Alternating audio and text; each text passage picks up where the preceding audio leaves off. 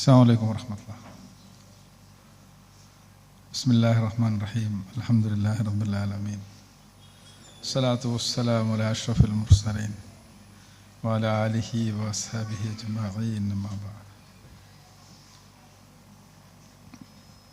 ബഹുമാനപ്പെട്ട പണ്ഡിതന്മാരെ, നേതാക്കൾ, കുട്ടികളെ, സഹോദരങ്ങളെ, ഇവിടെ സൂചിപ്പിക്കപ്പെട്ടതുപോലെ ഈ അടുത്ത് രൂപീകരിക്കപ്പെട്ട ദാറുൽ ബയ്യിന വളരെ സവിശേഷമായ ഒരു കാൽവെപ്പിലൂടെ ഒരു സാധാരണ സ്ഥാപനമല്ല ഇത് എന്ന് സമൂഹത്തോട് പ്രഖ്യാപിച്ചിരിക്കുകയാണ്.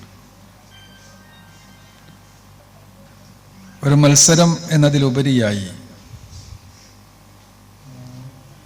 റസൂലുള്ളാഹി സ്വല്ലല്ലാഹു അലൈഹി വസല്ലമയുടെ വചനങ്ങളെ അതിൻ്റെ തനിമയിൽ സംരക്ഷിക്കുന്ന റസൂലുള്ളാഹി സ്വല്ലല്ലാഹു അലൈഹി വസല്ലമയുടെ അനുചരന്മാരിൽ നിന്ന് ആരംഭിക്കുന്ന വലിയ ശൃംഖലയിൽ ഞങ്ങളുമുണ്ട് എന്ന് പ്രഖ്യാപിക്കുവാൻ ധൈര്യം കാണിക്കുന്ന ഒരു വലിയ ഒരു ഫംഗ്ഷനായിട്ടാണ് ഞാനിതിനെ കാണുന്നത്. ഡോക്ടർ സുൽഫിക്കർ അലി സൂചിപ്പിച്ചു, പരിശുദ്ധ ഖുർആനുമായി ബന്ധപ്പെട്ട ഒരുപാട് മത്സരങ്ങൾ നടക്കാറുണ്ട്. പക്ഷേ ഹദീസുമായി ബന്ധപ്പെട്ട് ഇപ്പോൾ അവിടെ നടക്കുന്ന മത്സരത്തെ പോലെയുള്ള മത്സരങ്ങൾ വളരെ കൂടുതലൊന്നും നടക്കാറില്ല. ആണ് ഞാൻ സൂചിപ്പിച്ചത്. ഇതൊരു മത്സരം എന്നതിലുപരിയായി വലിയൊരു പ്രഖ്യാപനമാണ്. കാരണം ഇമാം നബവിയുടെ 40 ഹദീസുകൾ ഇത് പൂർണ്ണമായും മനഃപ്പാഠമാക്കുക, അതിനെ സനദോടെ മനഃപ്പാഠമാക്കുക എന്ന് പലരും പറയാറുണ്ട്. സത്യത്തിൽ അങ്ങനൊന്നുമില്ല. സനദ് എന്ന് പറഞ്ഞാൽ ഹദീസിന്റെ ഭാഗമാണ്. സനദില്ലാതെ ഹദീസില്ല. അപ്പൊ സനദോടെ ഹദീസ് മനഃപ്പാഠമാക്കുക എന്ന് പറയേണ്ടതില്ല. ഹദീസ് മനഃപ്പാഠമാക്കുക എന്ന് പറയുമ്പോൾ തന്നെ അതിന്റെ സനദ് അതിന്റെ ഭാഗമാണ്. ഹദീസുകളിൽ ഒരുപാട് എണ്ണത്തെക്കുറിച്ച് പറയാറുണ്ട്. ഞാനത് വിശദീകരിക്കല്ല. ഒരു ഒറ്റ മത്തിനിൽ തന്നെ 2 സനദ് വന്നാൽ നമ്മൾ ഹദീസ് പണ്ഡിതന്മാർ അതിനെ 2 ഹദീസായിട്ടാണ് കാണുക. ആ സനദ് എന്ന് പറഞ്ഞാൽ റസൂലുള്ളാഹിയിൽ നിന്ന് തുടങ്ങി ഹദീസ് രേഖപ്പെടുത്തിയ ബുഖാരിയോ മുസ്ലിമോ അബൂദാവൂദോ ഇബ്നു മാജയോ ആരെങ്കിലും അവരിലെത്തുന്ന ആ ശൃംഖലയിലെ ഓരോ ആളുകളുമാണ്. ഞാൻ സൂചിപ്പിക്കുന്നത്, ആ ശൃംഖലയിൽ കേരളത്തിന്, ഇന്ത്യക്ക് വലിയ തനതായ ഒരു പാരമ്പര്യം ഉണ്ടായിരുന്നു. നിങ്ങൾക്കറിയാമോ എന്നറിയില്ല. ഹദീസിൽ ചില ഹദീസുകളിൽ ഇജാസയുള്ള പണ്ഡിതന്മാർ നമ്മുടെ കേരളക്കരയിലുണ്ടായിരുന്നു. ഹദീസിൽ ഇജാസ ഉണ്ടാവുക എന്ന് പറഞ്ഞാൽ ആ ഹദീസ് അവിടെ നിന്ന് തുടങ്ങി അദ്ദേഹത്തിൽ നിന്ന് തുടങ്ങി പ്രവാചകൻ വരെ എത്തുന്ന ശൃംഖലയിൽ ഓരോരുത്തരെയും കുറിച്ച് അറിയുകയും ആ ചെയിനിലെ ഓരോരുത്തരുടെയും ജീവിതത്തെ മനസ്സിലാക്കുകയും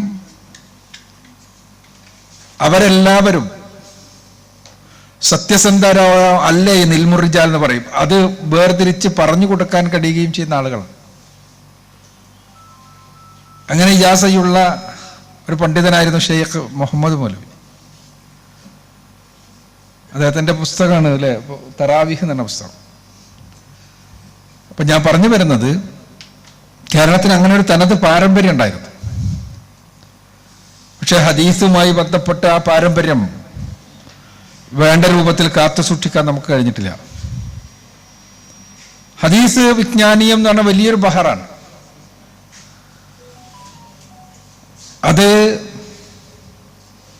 അതിൻ്റെ വിലയും നിലയും മനസ്സിലാക്കണമെങ്കിൽ അതിൻ്റെ ഉള്ളിലേക്ക് കടക്കണം.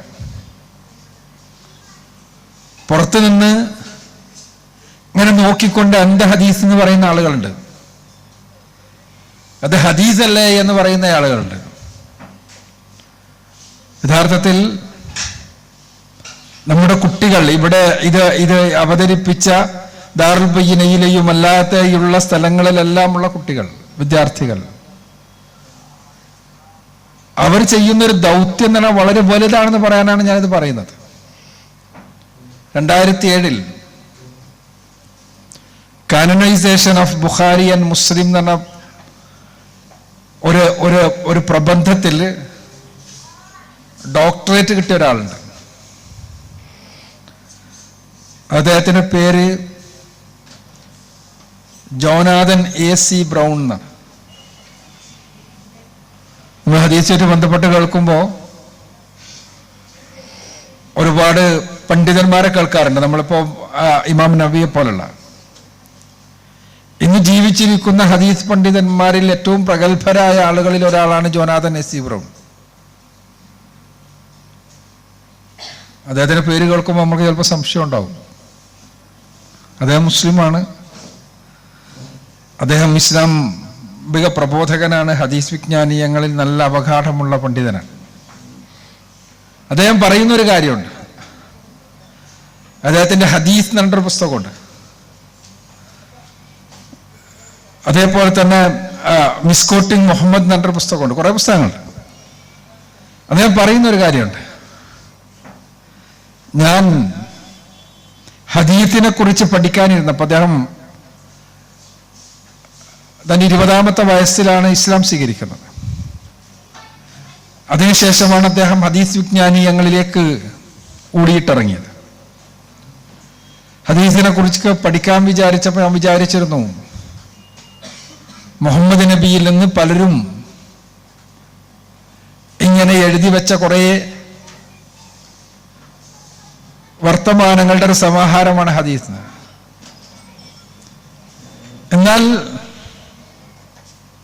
ഞാനിപ്പോ ഈ ഭൂമിയിൽ ഏറ്റവും അധികം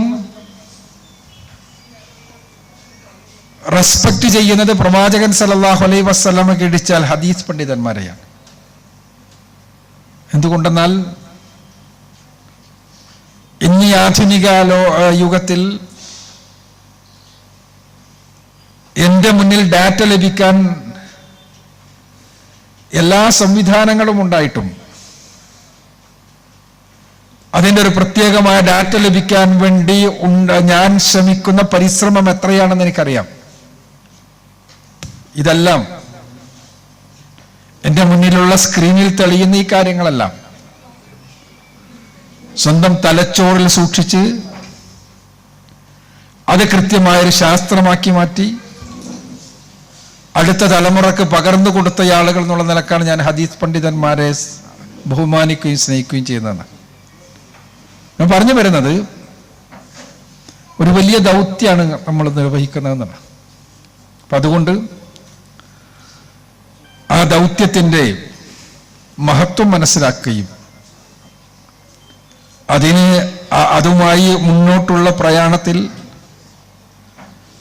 ത്യാഗങ്ങൾ സഹിക്കാൻ സന്നദ്ധമാവുകയും ചെയ്യുക എന്നാണ് ഇന്ന് ഈ വിദ്യാർത്ഥികളോട് എനിക്ക് ആവശ്യപ്പെടാനുള്ളത്. കാരണം നിങ്ങൾ ചെയ്യുന്നത് ചെറിയൊരു കാര്യമല്ല, വലിയ ഒരു സേവന പ്രവർത്തനമാണ്. ലഖദ് കാന ലക്കും ഫീ റസൂലില്ലാഹി ഉസ്വത്തുൻ ഹസന എന്ന് ഖുർആൻ പറഞ്ഞു. റസൂലുള്ളാഹി സ്വല്ലല്ലാഹു അലൈഹി വസല്ലമയിൽ ഏറ്റവും ഉത്തമമായ മാതൃകയുണ്ടെന്നാണ് ഖുർആൻ പറഞ്ഞത്. ഈ ഉത്തമമായ മാതൃക ലോകത്തിന് മുഴുവനുള്ള മാതൃകയാണ്. അള്ളാഹുവിൽ വിശ്വസിക്കുകയും അന്ത്യനാളിൽ ഉറപ്പ് സൂക്ഷിക്കുകയും ചെയ്യുന്ന ആളുകൾക്ക് എന്നാണ് പറയുന്നത്. അത് അവസാന നാൾ വരെയുള്ള മുഴുവൻ മനുഷ്യർക്കുള്ളതാണ്. ആ മാതൃകയെ ആളുകളിലേക്ക് എത്തിക്കുക എന്ന ദൗത്യം നിർവഹിക്കുന്നത് ഹദീസുകളാണ്. റസൂലുള്ളാഹി സ്വല്ലല്ലാഹു അലൈഹി വസല്ലമ അദ്ദേഹത്തിലൂടെയുള്ള ഉസ്വത്തുൻ ഹസന, ആ ഉസ്വത്തുൻ ഹസന ആളുകളിലേക്ക് എത്തിക്കുക എന്ന വലിയ ദൗത്യം, ആ ദൗത്യ നിർവഹണത്തിലാണ് നിങ്ങൾ പങ്കാളികളാകുന്നത്. അതുകൊണ്ട് തന്നെ അതിൻ്റെ വലിയ മൂല്യം മനസ്സിലാക്കുക, അതനുസരിച്ച് ആ രംഗത്ത് കൂടുതൽ ത്യാഗങ്ങൾക്ക് സന്നദ്ധമാവുക. അല്ലാഹു നിങ്ങളുടെ പാദങ്ങൾ ഉറപ്പിക്കുകയും ഹൃദയങ്ങൾക്ക് വിശാലത നൽകുകയും തലച്ചോറുകൾക്ക് കൂടുതൽ കൂർമ്മമായ ഓർമ്മശക്തിയും ബുദ്ധിശക്തിയും നൽകി അനുഗ്രഹിക്കുകയും ചെയ്യട്ടെ എന്ന് ദുആ ചെയ്യുകയാണ്. അല്ലാഹു സുബ്ഹാനഹു വ തആല ഈ മഹാസ്ഥാപനം അതിന് തുടക്കത്തിലാണ്. വലിയ പരിവർത്തനങ്ങൾ ലക്ഷ്യമിട്ടുകൊണ്ടാണ് ഈ സ്ഥാപനത്തിന് പിന്നിലുള്ള സഹോദരങ്ങൾ ഇത്തരമൊരു സംരംഭത്തിന് സന്നദ്ധമായിട്ടുള്ളത്.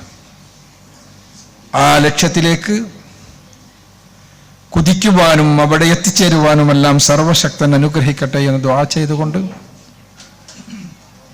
ഈ പരിപാടി, ഈ സമാപന സെഷൻ, ഈ അവാർഡ് ദാന സെഷൻ അള്ളാഹുവിൻ്റെ നാമത്തിൽ ബിസ്മില്ലാഹിർ റഹ്മാനിർ റഹീം ഉദ്ഘാടനം ചെയ്തതായി അറിയിച്ചുകൊണ്ട് ഞാൻ അവസാനിപ്പിക്കുന്നു. വാഖിറു ദഅ്വാനാ അൽഹംദുലില്ലാഹി റബ്ബിൽ ആലമീൻ. അസ്സലാമു അലൈക്കും.